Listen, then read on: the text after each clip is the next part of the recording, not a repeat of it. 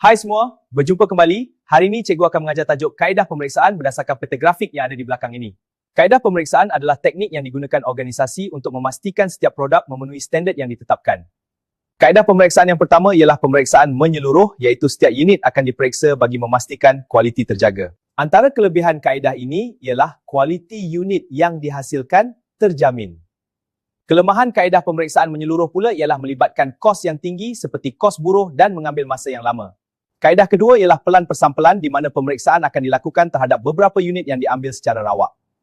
Jika majoriti unit secara rawak ini menunjukkan keputusan yang baik, ini bermakna keseluruhan unit akan diterima. Kelebihan kaedah ini ialah menjimatkan kos dan mengambil masa yang singkat.